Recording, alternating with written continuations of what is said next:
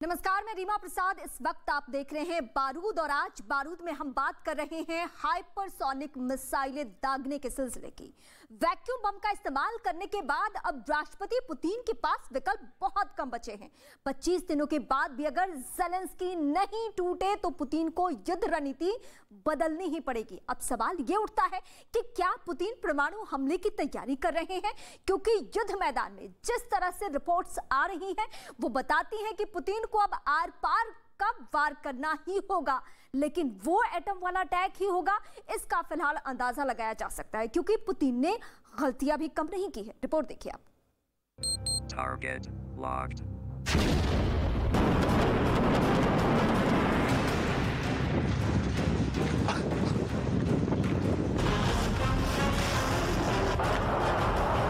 Машины предназначены для ПЗРК.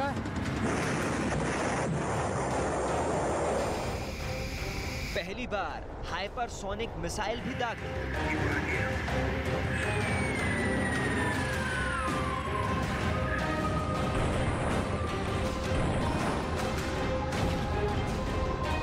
Father of all बम यानी vacuum बम का इस्तेमाल भी कर लिया।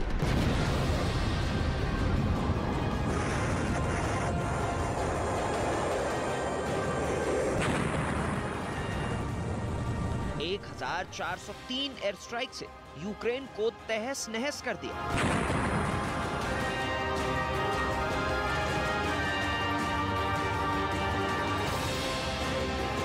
खार्किव से लेकर मारिउपोल तक जल रहा है।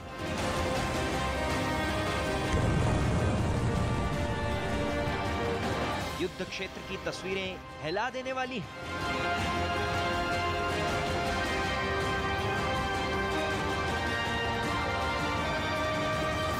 मरने वालों की तादाद रोजाना बढ़ रही है।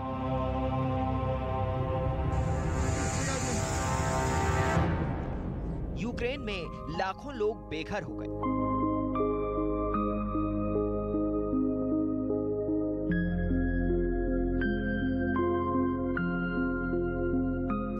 सिर्फ सैनिक नहीं, आम लोग भी।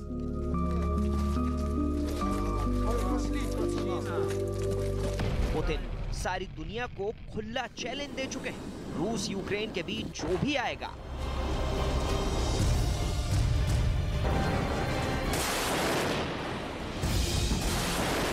यूक्रेन की एयरफील्ड पर बमबारी की तरह उसे भी बर्बाद कर दिया जाएगा। लेकिन इन 25 दिनों के तबाही वाले वॉर के बावजूद रूस के ताकतवर राष्ट्रपति व्लादिमीर पुतिन यूक्रेन को परास्त नहीं कर पाए। न सैन्य शक्ति उतनी है और न ही हथियार।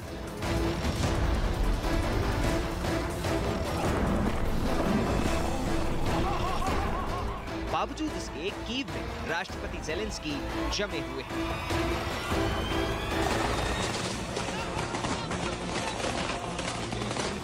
चेचन लड़ाकों की कीव की घेराबंदी के बावजूद राष्ट्रपति ज़ेलेंस्की पुतिन के सामने टिके हुए हैं। यूक्रेन का दावा है कि रूस यूक्रेन के किसी भी हिस्से में एयर स्ट्राइक कर सकता है।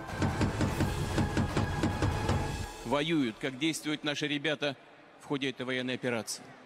Плечо к плечом. Помогают, поддерживают друг друга. А если надо, то как родного брата прикрывают своим телом от пули на поле боя. Такого единения у нас давно не было.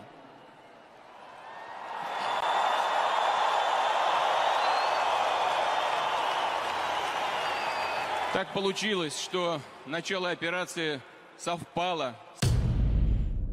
इस खतरे को देखते हुए ही यूक्रेन के हर शहर में हवाई हमले का अलर्ट जारी कर दिया गया है। सवाल है, क्यों 25 दिनों बाद भी पुतिन यूक्रेन को घुटनों के बल नहीं ला सके? क्यों युद्ध की शुरुआत से पुतिन की प्लानिंग अब पूरी तरह कामयाब नहीं हुई? क्या पुतिन की युद्ध रणनीति में चूक है? दुनिया भर के सियासी पंडित, राजनीतिकों की निगाह इस सवाल पर है।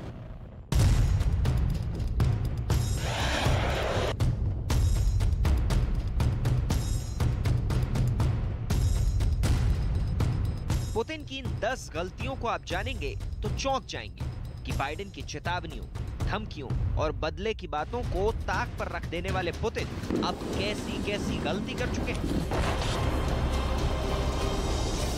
इसमें कोई दो राय नहीं कि पिछले 2 दशकों में पुतिन ने रूस की ताकत वाली तस्वीर को बदला है। पुतिन के प्रति रूसी लोगों का प्यार उन्हें किसी भी हद तक जाने की छूट देता है। पुतिन के पास दुनिया की सबसे ताकतवर सेनाओं में से एक है। यूक्रेन रूस के सामने कुछ भी नहीं, लेकिन जेलेंस्की को पुतिन अब तक झुका नहीं पाए हैं क्योंकि पुतिन का गेम प्लान अब तक अनफिनिश्ड है। पुतिन की गलती नंबर 1, यूक्रेन के प्रतिरोध का आकलन गलत।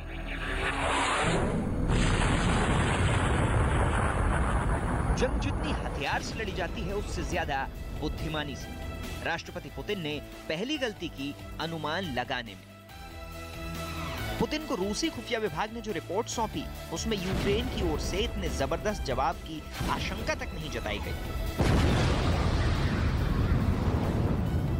पुतिन मान बैठे कि यूक्रेन की छोटी सेना है जिसकी सीमित क्षमताएं।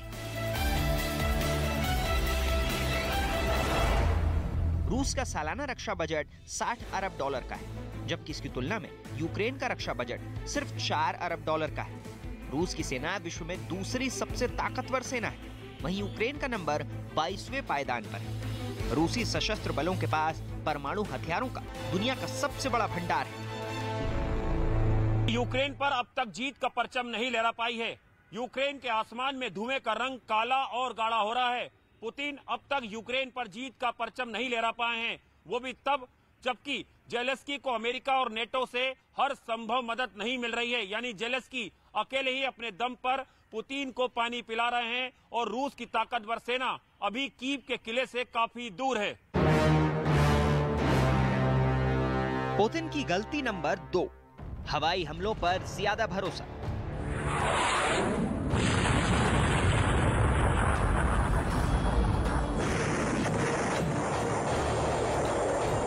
अब आते हैं पुतिन की गलती नंबर 2 पर।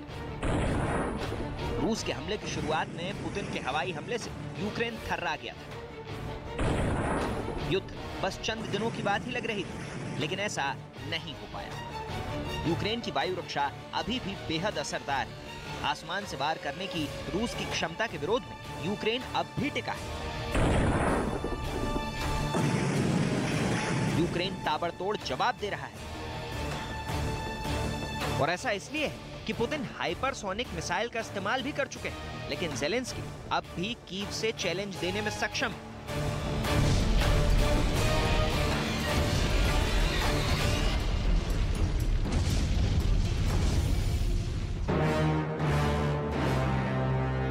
पुतिन की गलती नंबर 3, यूक्रेन की फौज को कम आंकना। माना जाता है कि रूस ने दुनिया का सबसे आधुनिक टैंक T-14 आर्माटा बनाया है।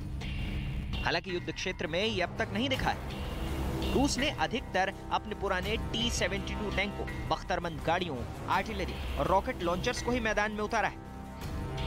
पुतिन स्लो वॉर की रणनीति पर काम कर रहे हैं और उन्हें महायुद्ध के अंत की जल्दीबाजी कोई नहीं है।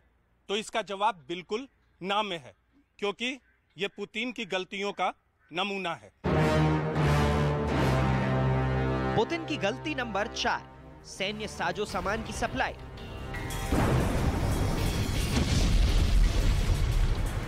सैनिक तब तक लड़ते हैं जब तक उनकी सप्लाई चेन जिंदा होती है।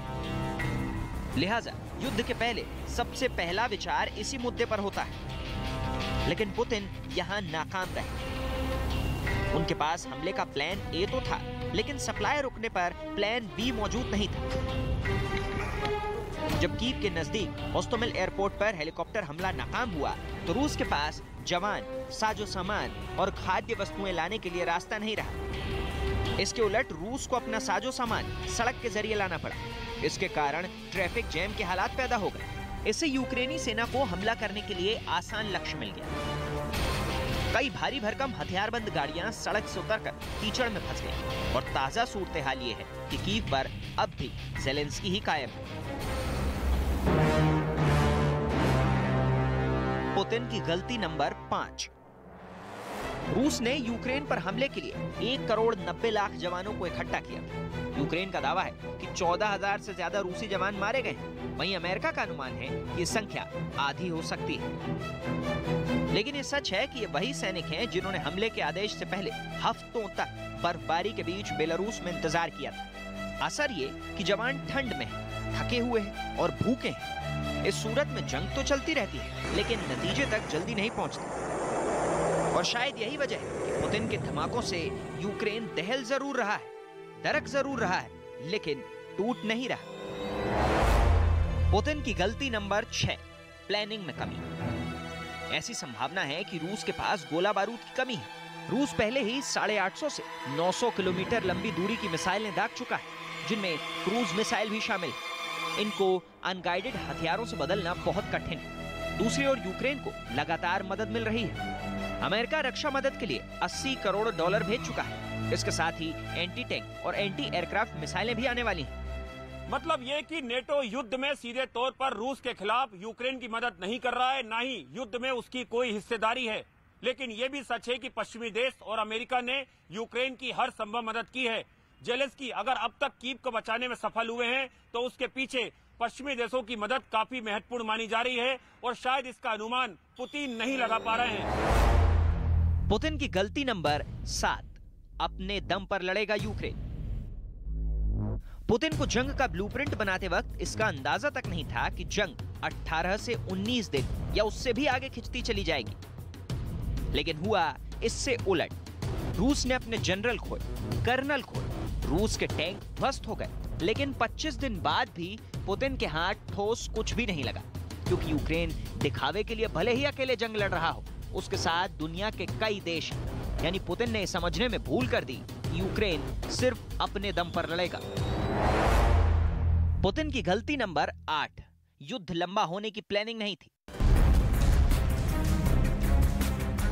पुतिन शुरू से मानकर चल रहे थे कि उनके लिए यूक्रेन जब जी चाहे मसल देने वाली बात है। उन्हें लगा कि कीव के ऊपर से जब फाइटर जेट उड़ेंगे तो जेलेंस्की को सरेंडर करते देर नहीं लगेगी। लेकिन ऐसा हुआ नहीं। युद्ध लंबा खिंचता चला गया और रूसी सैनिकों के पास हथियारों की तक कमी होने लगी। सप्लाई बाधित हो रही है, इसलिए हाइपरसोनिक मिसाइलों से हमले हो रहे हैं। लेकिन पुतिन के हाथ अभी भी खाली है। पुतिन की गलती नंबर 9, पुतिन का ओवर कॉन्फिडेंस। यूक्रेनी सेना ने जापोरिजिया में रूस की 60 से ज्यादा बख्तरबंद गाड़ियों को और KA-52 हेलीकॉप्टर को तबाह करने का दावा किया है। सच यह है कि रूसी फौज जल्द से जल्द युद्ध को खत्म कर वापस लौटना चाहती है। माना जा रहा है कि रूसी सैनिकों का मनोबल लगातार गिरता जा रहा है, क्योंकि बहुत सारे लोग मानते हैं कि यह लड़ाई महज पुतिन बनाम जेलेंस्की की है। सैनिकों के परिवार वाले भी चाहते हैं कि उनके लोग युद्ध के मैदान से जल्द वापस लौटे, इसलिए पुतिन पर भावनात्मक दबाव भी बढ़ता जा रहा है। लेकिन पुतिन के लिए यहां से वापस लौटना लगभग न के बराबर है, क्योंकि यह लड़ाई महज यूक्रेन के नाटो में शामिल होने के सवाल से बहुत आगे निकल चुकी है। पुतिन की गलती नंबर 10, कमजोर होगा रूस। युद्ध का नतीजा जल्दी अगर नहीं निकलता है तो ताकतवर रूस हर मोर्चे पर नुकसान झेलने जा रहा है। अमेरिकी प्रतिबंधों के बीच यूरोप को तेल का निर्यात वाला कानून अब रूस को तंग करेगा। पुतिन ये समझने में नाकाम रहे हैं और अब आलम है कि पुतिन पीछे भी नहीं हट सकते और आगे भी नहीं बढ़ पा रहे।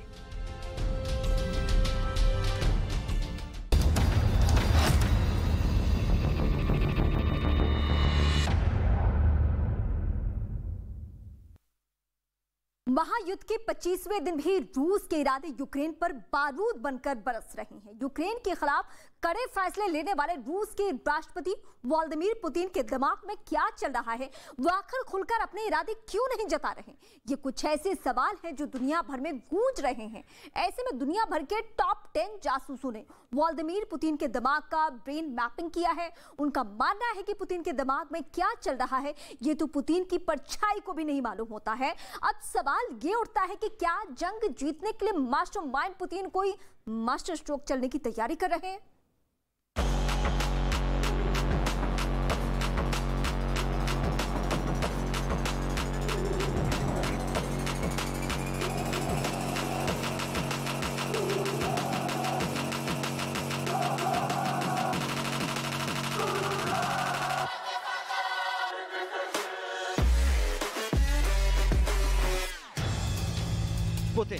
जो कहते हैं वो करते हैं,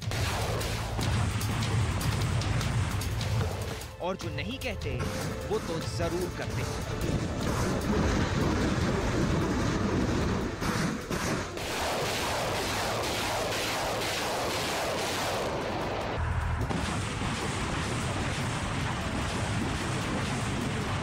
रूस के जिस नेता के हर एक नए कदम पर दुनिया की नजर, जिसके इरादे यूक्रेन पर आग बनकर बरस रहे हैं,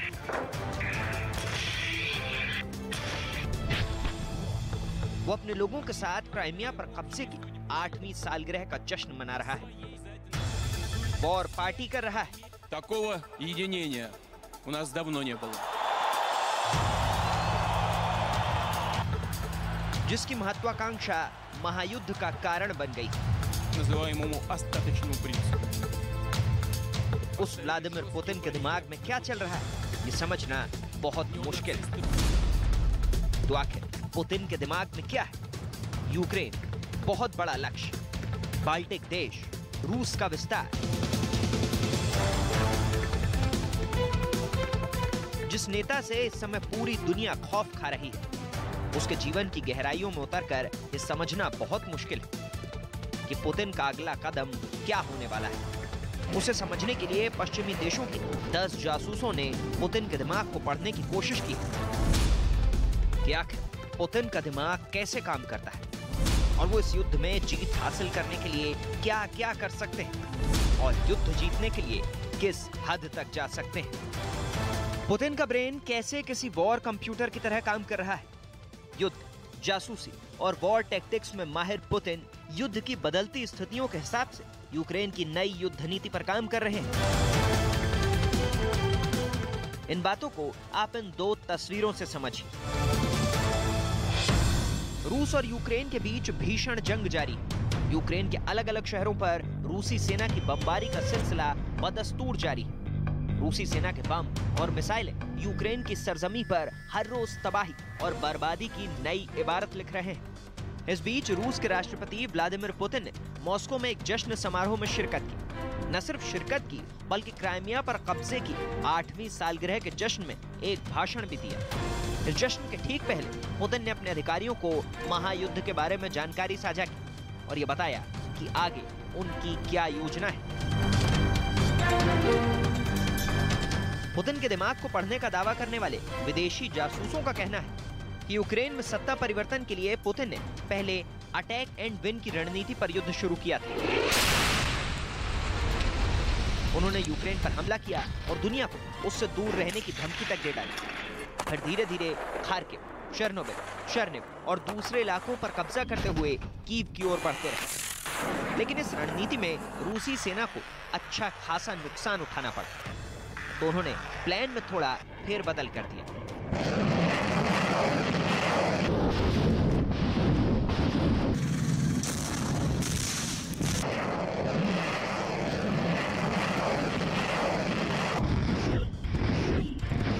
पुतिन ने अपने प्लान में अगर फेरबदल किया तो नया प्लान किसने दिया, या युद्ध के लिए अगला प्लान किसने बनाया? विशेषज्ञों ने इस पर भी अपनी राय दी। पुतिन कब क्या कर डालेंगे इसका अंदाजा किसी को भी नहीं, लेकिन हर कोई जानना चाहता है कि आखिरकार पुतिन के दिमाग में चल क्या रहा है। ये बात उनके सबसे नजदीकी लोगों का ग्रुप यानी इनर सर्किल के लोगों को भी नहीं पता होता। पुतिन का इनर सर्किल पुतिन को उनके फैसलों में सलाह देता है, लेकिन उनके खास चुने हुए लोगों के इनर सर्किल के लोग भी उनकी बातों को कभी काटने की कोशिश नहीं करते।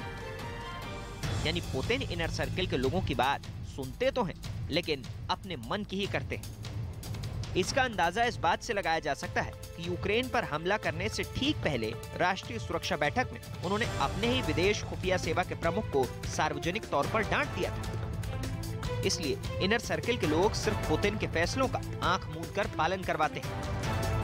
यानी रूस में जो भी नियम बनाए जाते हैं उनमें सिर्फ और सिर्फ पुतिन का ही दिमाग होता है।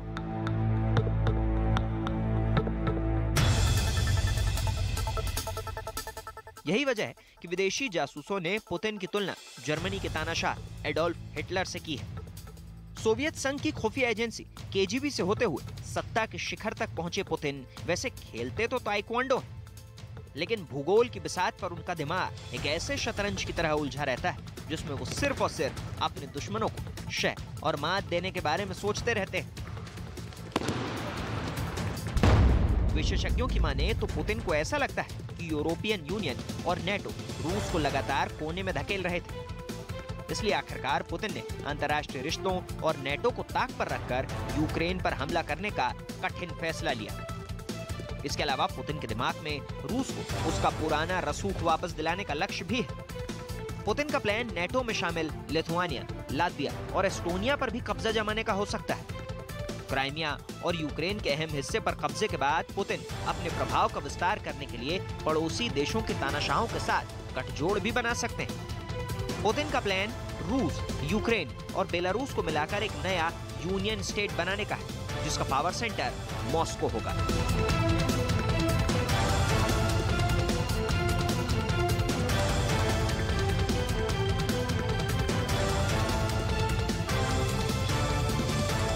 दरअसल पुतिन की मंशा सोवियत यूनियन की वापसी कराने की है, जिसमें पहले यूक्रेन तो शामिल ही था।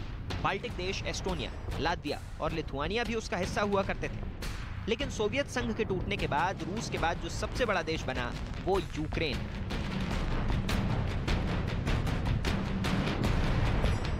इसलिए दावा किया गया कि सोवियत संघ की घर वापसी के प्लान में पुतिन का पहला निशाना यूक्रेन बना है।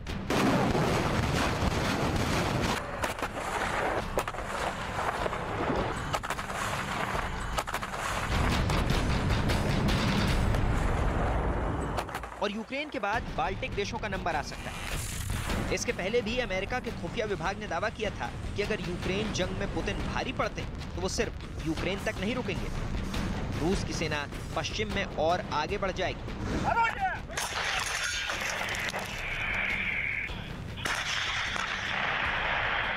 कुल मिलाकर पुतिन का दिमाग विश्व युद्ध का प्लेग्राउंड बन गया है और वो रूस के इतिहास के बारे में किताबों में लिखी बातों को हकीकत में बदलना चाहते हैं और किसी भी तरह पहले यूक्रेन और फिर यूरोप के उन देशों पर नियंत्रण हासिल करना चाहते हैं जो कभी सोवियत संघ के मुकुट में हीरो की तरह चमकते हैं। व्लादिमीर पुतिन रूस जैसे ताकतवर मुल्क के राष्ट्रपति जो किसी के आगे झुकना नहीं जानते।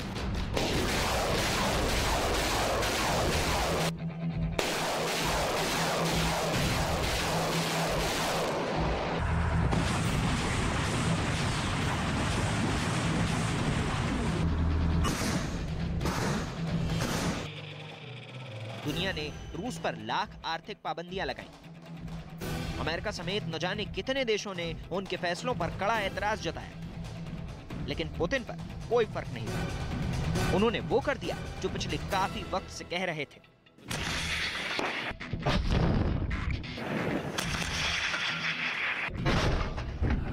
हालांकि महायुद्ध की शुरुआत के बाद पुतिन के बारे में विश्लेषकों का मानना है कि वो दुनिया से अलग हो गए और इसलिए वो और बहुत दबाव में है। वो किसी भी तरह इस महायुद्ध में जीत चाहते हैं और जीत से कम उन्हें कुछ भी पसंद नहीं।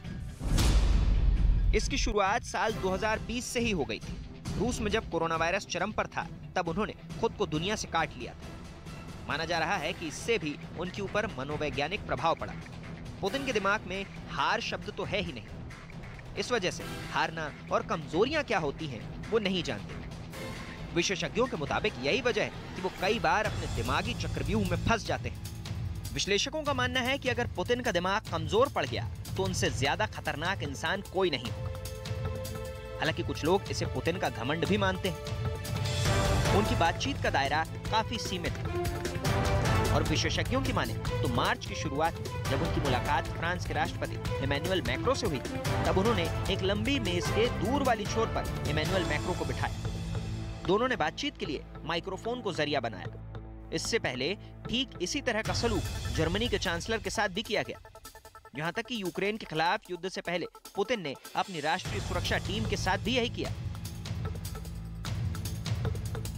पुतिन से फ्रांस के राष्ट्रपति इमैनुअल मैक्रो की इस तरह की मुलाकात का विदेशी मीडिया में खूब मजाक बनाया गया। हालांकि विदेशी जासूस पुतिन के बारे में सिर्फ नकारात्मक राय ही नहीं रखते। उनका यह भी मानना है कि पुतिन मानसिक रूप से बीमार नहीं है, बस वो युद्ध खत्म करने की जल्दी में, जिस वजह से वो अलग थलग पड़ गए। और उनका दिमाग कड़े फैसले ले रहा है, जिसका खमियाजा यूक्रेन को उठाना पड़ रहा है, जो हर गुजरते दिन के साथ और भीषण होता जा रहा है।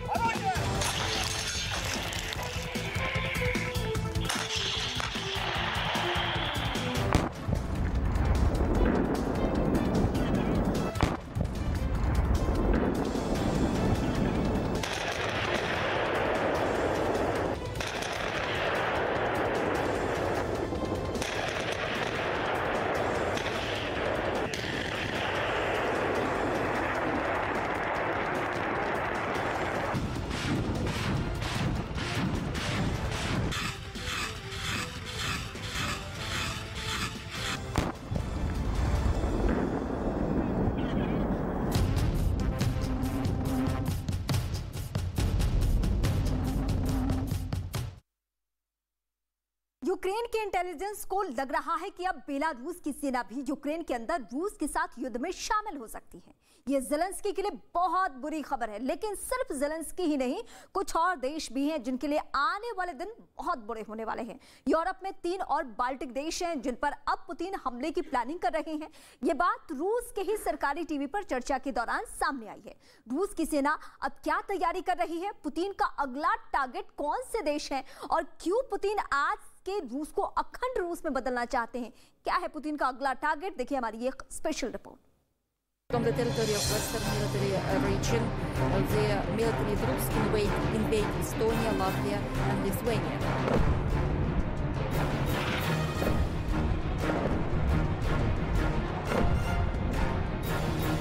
रूस के सरकारी न्यूज चैनल पर आजकल जो चर्चाएं चल रही हैं, वो पूरी दुनिया के लिए होश उड़ा देने वाली हैं। How to capture a Baltic region? ये वीडियो रूस के सरकारी चैनल रशिया 1 का है। इस वीडियो में रूस के पूर्व वायुसेना अधिकारी कर्नल इगोर कोरोटचेंको समझा रहे हैं कि कैसे अब पुतिन यूरोप के 3 बाल्टिक देशों पर हमला करेंगे। पुतिन का ये नया टारगेट क्या है? आखिर पुतिन यूक्रेन के बाद किन 3 देशों पर हमला करने की योजना बना रहे हैं? ये सब हम आपको बताने वाले हैं।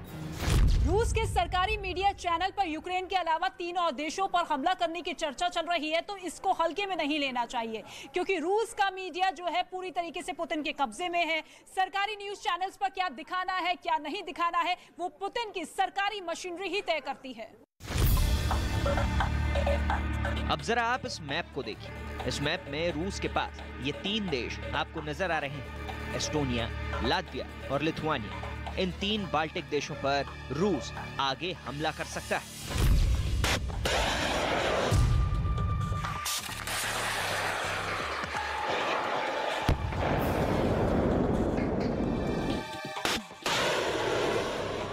दरअसल यूक्रेन पर हमला पुतिन का पायलट प्रोजेक्ट है। यूक्रेन पर हमला करके पुतिन इस बात का टेस्ट लेना चाह रहे थे कि क्या नेटो देश यूक्रेन के राष्ट्रपति ज़ेलेंस्की की मदद के लिए आगे आते हैं या फिर नहीं।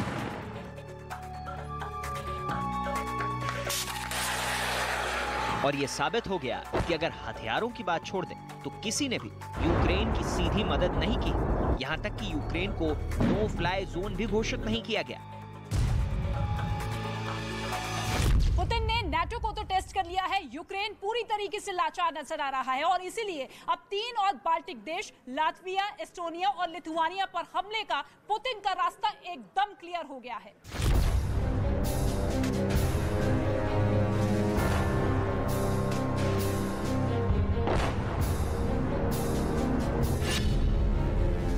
समझने वाली बात यह है कि जब यूक्रेन ने सिर्फ नेटो देशों की सदस्यता हासिल करने की कोशिश की तो पुतिन ने यूक्रेन को बर्बाद कर दिया। तो अब एस्टोनिया, लातविया और लिथुआनिया ये 3 देश तो नेटो को ज्वाइन कर चुके हैं। पुतिन इनको वैसे भी नहीं छोड़ने वाले।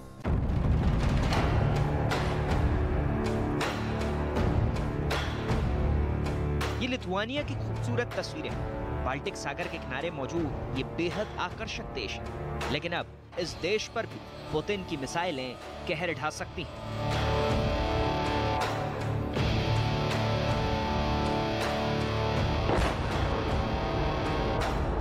दरअसल 1991 से पहले रूस सोवियत संघ के नाम से जाना जाता था।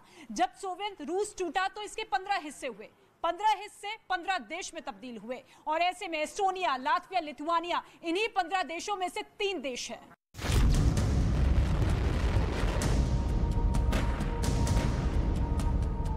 और ये पुतिन का पुराना प्लान है कि वो अपनी ताकत के दम पर दोबारा इन सभी 15 देशों पर अपना एकमात्र वर्चस्व स्थापित करना चाहते हैं। अब नोट करने वाली बात यह है कि जैसे ही यूक्रेन के खिलाफ रूस ने युद्ध शुरू किया, वैसे ही लिथुआनिया की सरकार ने अपने देश में आपातकाल लगा दिया। लिथुआनिया की सुरक्षा के लिए अमेरिका ने F-35 स्टील्थ फाइटर जेट भी भेज दिए। लातविया पर भी पुतिन बम बरसा सकते हैं। इसलिए लातविया ने भी सीधे सीधे रूस को खुली चुनौती देते हुए अपने देश के नागरिकों से कहा कि अगर वो यूक्रेन में रूस के खिलाफ लड़ना चाहते हैं तो लातविया की सरकार उनको सारी सुविधाएं मुहैया करवाएगी।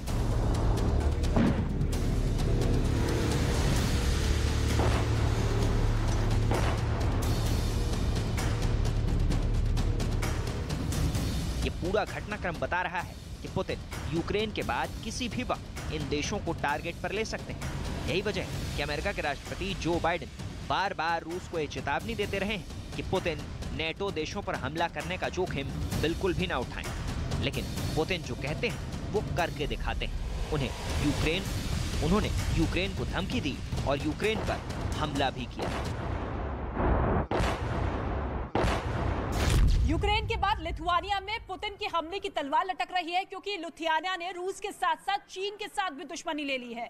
लिथुआनिया जिसने ताइवान के साथ अपने कूटनीतिक संबंध स्थापित किए और ताइवान भी लिथुआनिया में निवेश कर रहा है, और ऐसे में नाराज होकर चीन ने लिथुआनिया से अपने संबंध तोड़ दिए हैं।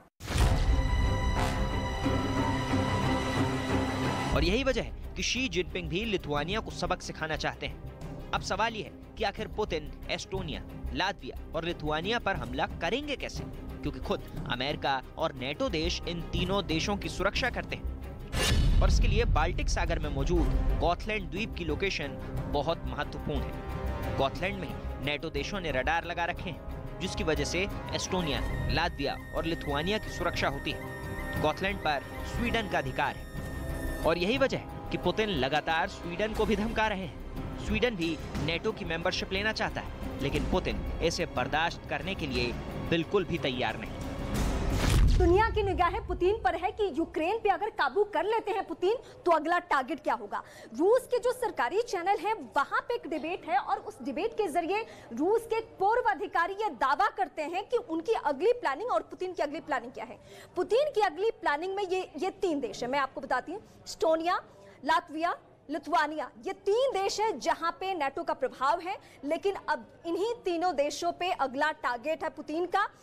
ये मैप में बेलारूस के बारे में आपको पूरी कहानी पता है। इस यूक्रेन युद्ध के दौरान पोलैंड की क्या भूमिका है ये भी आपको मालूम है, लेकिन एक कॉरिडोर के बारे में मैं आपको बताती हूँ। ये कॉरिडोर दरअसल कैलिनग्राड, जिसके बारे में यह कहा जा रहा है कि यहाँ पे प्रभाव रूस का है, यहाँ रूस के प्रभावित लोग हैं और यहाँ पे रूस की फौज यहाँ पे पहले से मौजूद है, उसकी सैन्य ताकत पहले से मौजूद है। यानी इन तीनों देशों को अगर टारगेट करना है तो बहुत आराम से हो जाएगा।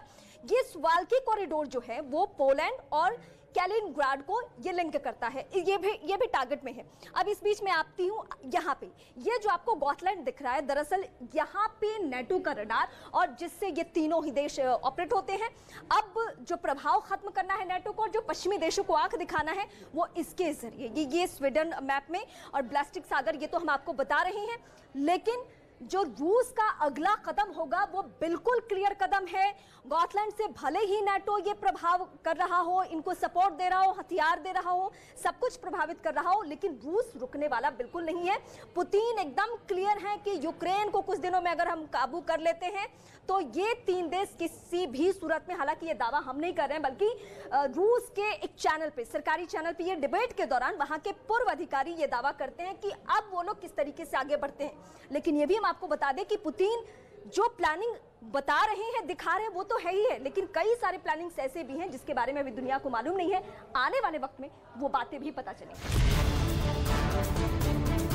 पुतिन जो प्लानिंग कर रहे हैं अगर वो जमीन पर उतरती है तो ये मानकर चलिए कि जिस तीसरे विश्व युद्ध को दुनिया टालना चाहती है उसका टलना बहुत मुश्किल हो जाएगा और इसके लिए जिम्मेदार होंगे पुतिन। इस तीसरे विश्व युद्ध के लिए अमेरिका, यूरोपियन यूनियन और नेटो भी जिम्मेदार होंगे। जो पुतिन पर दबाव बनाने में पूरी तरह से नाकाम साबित हुआ। रूस आज भी पूरी दुनिया के सामने एक बहुत बड़ी चुनौती बना हुआ है। दुनिया के इतिहास में भी रूस हमेशा से यूरोप के लिए चुनौती रहा। रूस का क्षेत्रफल इतना बड़ा है कि हिटलर भी रूस को हरा नहीं सका। पुतिन भी जानते हैं कि रूस की ताकत से लोहा लेना आसान नहीं है, इसलिए वो खुलकर मनमानी पर आमादा है।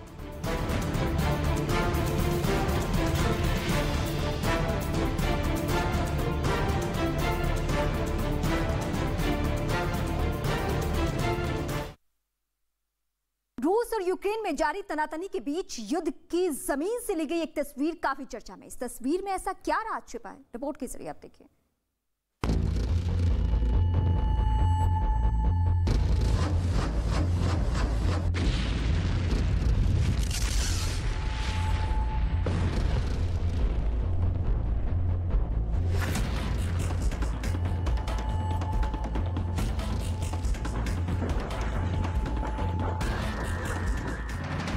इस तस्वीर में छिपा है यूक्रेन का भविष्य। इस तस्वीर में छुपी है रूस की नई रणनीति।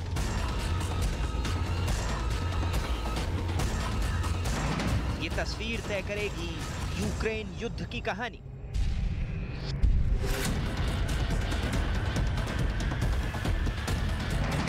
आड़ी टेढ़ी लकीरों में दबी है नई दहशत।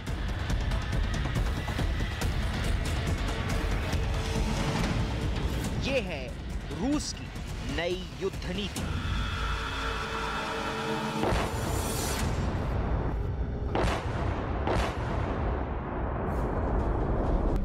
युद्ध की जमीन से ये तस्वीर सामने क्या आई, पूरी दुनिया के होश उड़ गए। इस तस्वीर ने तय कर दिया कि यूक्रेन युद्ध अब बहुत लंबा चलेगा।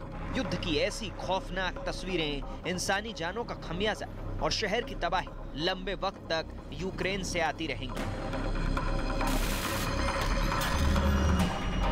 दरअसल ये तस्वीर मैक्सर टेक्नोलॉजी नाम की कंपनी के सैटेलाइट ने खींची। उसके बाद एक्सपर्ट्स ने इसे डिकोड किया तो जैसे तूफान आ गया और ये साफ हो गया कि रूस ने यूक्रेन युद्ध की रणनीति फिर बदल दी। इस तस्वीर से कैसे डिकोड हुआ ये हम आपको आगे बताएंगे, लेकिन पहले समझिए कि पुतिन का ब्रेन कैसे किसी वॉर कंप्यूटर की तरह काम कर रहा है। युद्ध, जासूसी और वॉर टैक्टिक्स में माहिर पुतिन युद्ध की बदलती स्थितियों के हिसाब से यूक्रेन की नई युद्ध नीति पर काम कर रहे हैं। 24 दिन के अंदर रूस 3 बार वॉर टैक्टिक्स बदल चुका है। कीव पर कब्जा करने की ये उनकी नई चाल है।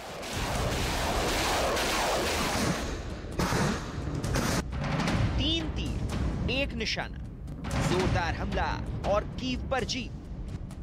यूक्रेन में सत्ता परिवर्तन के लिए पुतिन ने पहले अटैक एंड विन की रणनीति पर युद्ध शुरू किया था। उन्होंने यूक्रेन पर हमला किया और दुनिया को उससे दूर रहने की धमकी तक दे डाली। फिर धीरे धीरे खार्किव, चेर्नोबिल, चर्निव और दूसरे इलाकों पर कब्जा करते हुए कीव की ओर बढ़ते रहे। लेकिन इस रणनीति में रूसी सेना को अच्छा खासा नुकसान उठाना पड़ा, तो उन्होंने प्लान में थोड़ा फेरबदल कर दिया। कीव पर घेरे का शिकंजा। कीव में फाइनल अटैक की तैयारी में रूसी सेना शहर के बाहर इकट्ठा हो गई। उस वक्त भी मैक्सर टेक्नोलॉजी के सैटेलाइट ने तस्वीरें खींची थी। तस्वीर में रूसी सेना का करीब 64 किलोमीटर लंबा काफिला कीव से 25 किलोमीटर दूर जुटा हुआ दिखाई दिया। पेंटागन के मुताबिक रूसी फौज रसद और फ्यूल की कमी से वहां रुकी थी। रूसी सेना ने यहां से आगे बढ़ने की कोशिश भी की, लेकिन तब यूक्रेन की सेना ने जेवलिन और दूसरी मिसाइल से उनकी बीएमपी और टैंकों को तबाह कर दिया। तब पुतिन ने प्लान बदला और सेना को अलग अलग दिशा से कीव को घेरने का आदेश जारी किया। रूसी सेना बोरोदयांका के जंगल में बिखर गई और कस्बों और गांवों पर कब्जा करते हुए आगे बढ़ने लगी। जब जब यूक्रेन के सैनिक उनकी पोजीशन जानकर हमला करते, वो दिशा बदल देते। रूसी सेना आगे बढ़ने में कामयाब तो हुई, लेकिन यूक्रेनी सेना उन्हें खासा नुकसान पहुंचाती रही। करीबन रोज यूक्रेन की सड़कों पर बिखरी रूसी फौजियों की लाशों की ऐसी तस्वीरें क्रेमलिन पहुंचती रही। वहीं यूक्रेन के पास एक खुफिया टीम भी है जो चुन चुनकर रूस के हाई प्रोफाइल जनरल, पायलट और आर्टिलरी कमांडोज को निशाना बना रही है। जानकारी के मुताबिक रूस के करीब 20 जनरल यूक्रेन की जंग को संभाल रहे हैं, जिसमें से अब तक 5 मारे जा चुके हैं। रूस के एयरबॉर्न रेजिमेंट के कर्नल सर्गेई सुखारेव भी शनिवार को यूक्रेन युद्ध में मारे गए हैं। सेना के ऐसे नुकसान को देखते हुए पुतिन ने पहले तो सामने आकर अपनी सेना का हौसला बढ़ाया। Помогают поддерживают друг друга.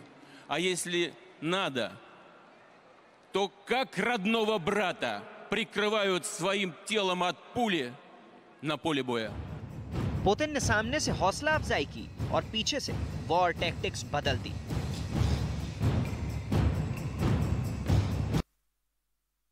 यूक्रेन के जवाबी पलटवार से रूस के होश उड़ गए। रूसी सेना को हुए भारी नुकसान को देखते हुए पुतिन डिफेंसिव मोड में आ चुके हैं। कीव के पास किलेबंदी। अब सामने आई इस तस्वीर ने पुतिन की नई युद्ध नीति और यूक्रेन युद्ध का भविष्य तय कर दिया है। सैटेलाइट तस्वीरों को एक्सपर्ट्स ने डिकोड किया तो उनमें नजर आए 6 गड्ढे जैसे आकार, काले रंग का लंबा तारों का बाड़ा और जमीन पर ढेरों गाड़ियों के आने जाने के निशान। एक्सपर्ट्स के मुताबिक पुतिन ने सेना के भारी नुकसान को देखते हुए कीव के बाहर किलेबंदी शुरू करवा दी। एक्सपर्ट्स के मुताबिक भारी नुकसान को देखते हुए पुतिन डिफेंसिव मोड में चले गए। तस्वीरों से जुड़े दावों की माने तो रूसी सेना कीव के ओजेरा गांव के पास ट्रेंचेस खोद रही है। एक्सपर्ट्स के मुताबिक रूस यहां टैंक, बख्तरबंद गाड़ियां और सेल्फ प्रोपेल्ड गन्स छुपाएगा। इस जगह रूसी सैनिक भी इकट्ठा होंगे। हमलों की सूरत में वो ट्रेंचेस में दाखिल होकर जान बचाएंगे।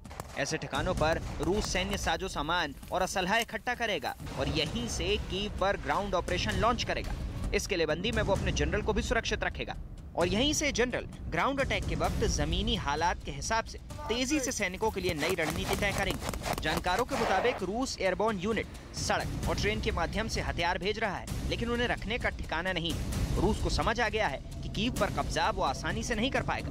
यूक्रेन किसी भी कीमत पर घुटने टेकने को तैयार नहीं और कई देश तेजी से यूक्रेन के साहस को अपने सैन्य साजो सामान से और घातक बना रहे हैं। लिहाजा पुतिन ने अपनी सेना के बचाव के लिए ये किलेबंदी करना शुरू कर दी। अमेरिकी डिफेंस सेक्रेटरी लॉयड ऑस्टन के मुताबिक रूस जितनी तेजी से बढ़ना चाहता था उतनी तेजी से वो बढ़ नहीं पाया। रूस को रसद और सैन्य उपकरण ले जाने में भारी समस्या आ रही है, जिससे समझ आ रहा है कि उन्होंने जमीनी खुफिया जानकारी के इस्तेमाल, जमीन पर आगे बढ़ने और हवाई हमलों में तालमेल नहीं बिठाया है। यूक्रेन का आरोप है कि खिसियाया रूस अब आम नागरिकों पर हमला कर रहा है और कीव में अब तक 222 लोगों की जान ले चुका है, जिसमें से 60 आम नागरिक भी हैं, जिससे इलाके के लोग गुस्से में हैं और पीछे हटने को तैयार नहीं। कीव में यूक्रेन का एक पाताल लोक भी है, यानी अंडरग्राउंड टनल्स का वो जाल जो बेहद गहरा और बेहद लंबा है। रूस जब जब हमला करता है, यूक्रेन की फौज और लोग उसमें शरण ले लेते हैं और रूस चाहकर भी यूक्रेन की सेना की कमर नहीं तोड़ पा रहा।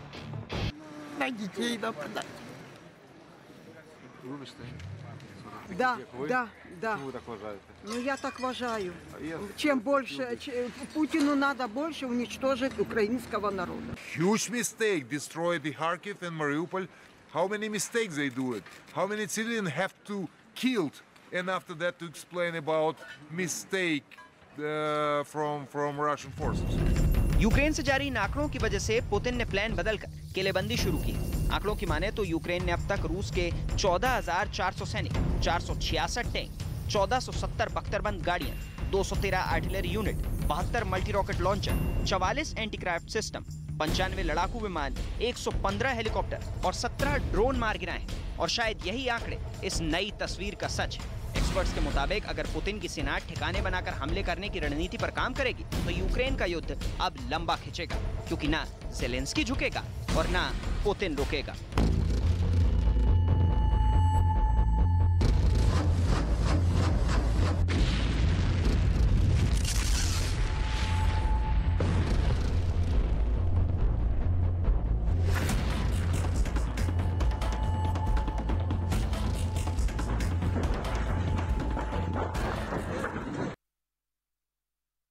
दिनों से जारी रूस यूक्रेन जंग में ऐसी तबाही अब तक नहीं हुई थी। ऐसा घातक और खतरनाक हथियार का इस्तेमाल रूस ने अब तक नहीं किया था, लेकिन अब रूस ने यूक्रेन पर वो मिसाइल दागी है जिसका इस्तेमाल अब तक नहीं हुआ था। इस मिसाइल का नाम है हाइपरसोनिक मिसाइल।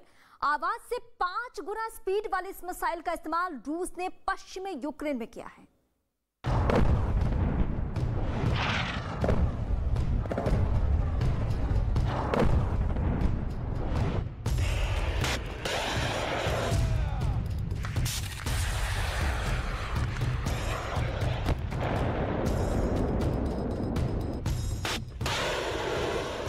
यूक्रेन की तबाही की ये नई तस्वीरें हैं। अब तक मशीन गन, मिसाइल, और तोपों का इस्तेमाल कर रहे रूस ने यूक्रेन पर अब तक का सबसे बड़ा हमला किया है।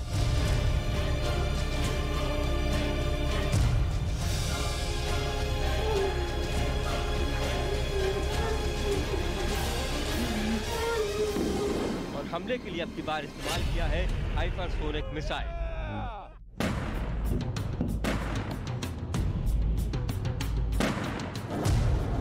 यूक्रेन के मुंहतोड़ जवाब देने के बाद पुतिन ने पहली बार किसी देश के खिलाफ हाइपरसोनिक मिसाइल का इस्तेमाल किया है।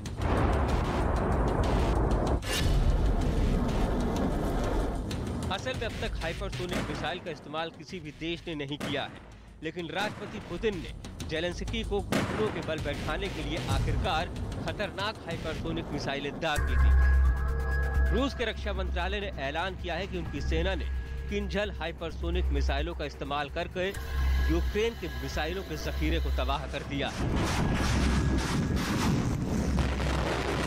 रूस के रक्षा मंत्रालय ने कहा है कि हाइपरसोनिक एरोबॉलिस्टिक मिसाइलों के साथ किंजल एविएशन मिसाइल सिस्टम ने इवानो फ्रैंकिव्स्क क्षेत्र के डेलियाटिन गांव में मिसाइलों और विमानों के गोला बारूद वाले एक बड़े अंडरग्राउंड गोदाम को नष्ट कर दिया है। यूक्रेन पर हाइपरसोनिक मिसाइलों से हमला करने के पीछे पुतिन की मंशा बिल्कुल साफ है। दरअसल वो कीव पर कब्जा कर यूक्रेन युद्ध को जल्द से जल्द समाप्त करना चाहता है। दरअसल पिछले 24 दिनों से चल रहे युद्ध में रूस के हाथों कुछ भी नहीं लगा है, बल्कि उल्टे उनके सैनिक मारे जा रहे हैं, तोप, टैंक और प्लेन तबाह हो रहे हैं। रूस ने इन घातक मिसाइलों का इस्तेमाल ऐसे समय पर किया है जब यूक्रेन की जंग में रूस के एक और जनरल एंड्रेई मोरदीवेज की लड़ाई के दौरान मौत हो गई। जनरल एंड्रोई 5वें शीर्ष रूसी अधिकारी हैं जिनकी जंग के दौरान मौत हुई है। यूक्रेन को परास्त करने की पुतिन की अब तक की सारी कोशिशें नाकाम रही हैं। कीव पर कब्जा तो दूर की बात, यूक्रेन ऐसा करारा जवाब दे रहा है जिसकी उम्मीद ना तो राष्ट्रपति पुतिन को थी न ही रूसी सेना को। Протягом дня урядовці опрацювали рішення для повного перезавантаження митниці. Вантажі для нашої оборони, для наших людей будуть завозитись в Україну настільки легко, наскільки це дозволяють закони фізики. Перебираємо абсолютно всю бюрократію, всі папірці, а також ПДВ, мито. 18 मार्च तक रूस यूक्रेन वॉर में बहुत कुछ हो चुका है।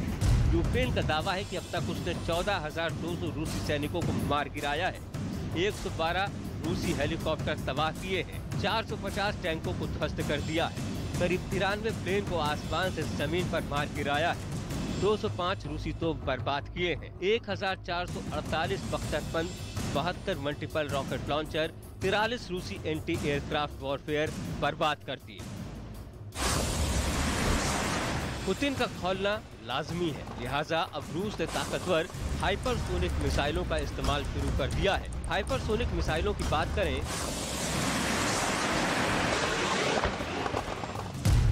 आम भाषा में हाइपरसोनिक हथियार का मतलब होता है ध्वनि की गति से 5 गुना ज्यादा स्पीड में चलने वाला हथियार, यानी जो हथियार हवा में 6115 किलोमीटर प्रति घंटा की गति से उड़ सके उसे हाइपरसोनिक हथियार कहेंगे। हाइपरसोनिक हथियार की खासियत होती है कि यह कम ऊंचाई पर भी उड़ सकता है, आसानी से टारगेट का पीछा कर सकता है, भले ही टारगेट भाग रहा हो, ये पीछा करके अपने निशाने को ध्वस्त कर देता है।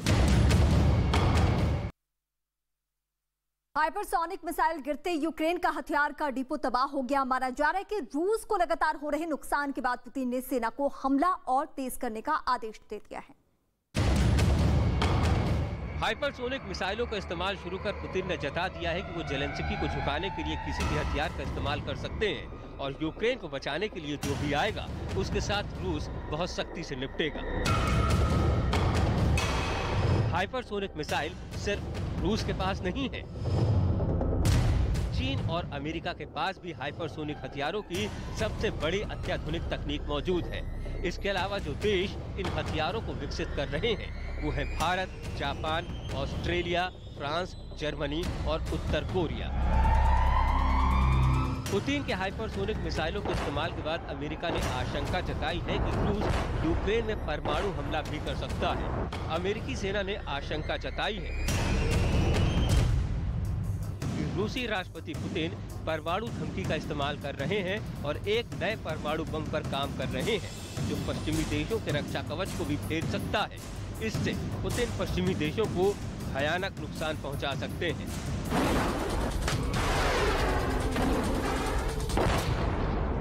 पश्चिमी देश आशंकित है कि यूक्रेन को मात देने के लिए रूस किसी भी हद तक जा सकता है। पुतिन बार बार इस बात को दोहरा भी चुके हैं कि यूक्रेन और रूस के बीच जो भी आएगा उसे बख्शा नहीं जाएगा। यही वजह है कि पश्चिमी देशों ने अब तक यूक्रेन को नो फ्लाई जोन घोषित नहीं किया, जबकि बार बार जेलेंस्की इस बात की अपील कर चुके हैं और नाटो तो पहले ही किनारा कर चुका है।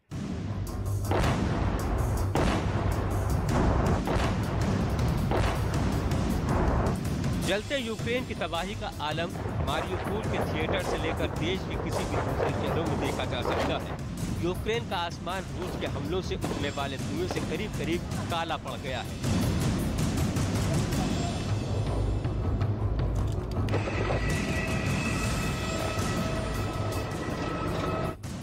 लाखों लाख लोग अब तक यूक्रेन से पलायन के लिए मजबूर हुए हैं। अमेरिका बार बार रूस को चेतावनी दे रहा है। अमेरिकी राष्ट्रपति जो बाइडेन ने चीन के राष्ट्रपति शी जिनपिंग से वीडियो कॉन्फ्रेंसिंग के जरिए यूक्रेन पर रूसी हमले और रूस पर प्रतिबंधों को लेकर चर्चा की। बाइडेन ने रूस को किसी भी तरह की चीनी मदद मिलने की स्थिति में अंजाम भुगतने की चेतावनी दी है। बाइडेन की किसी भी धमकी का पुतिन पर असर होता नहीं दिखता। दूसरी तरफ चीन भले ही रूस के साथ खड़ा दिखाई पड़े, लेकिन वो सीधे युद्ध में शामिल नहीं होगा और इसकी जरूरत भी नहीं पड़ेगी। दूसरी तरफ हाइपरसोनिक मिसाइलों के इस्तेमाल से दुनिया के सामने एक बात तो तय हो गई है कि यूक्रेन की तबाही का अंत अब नजदीक है।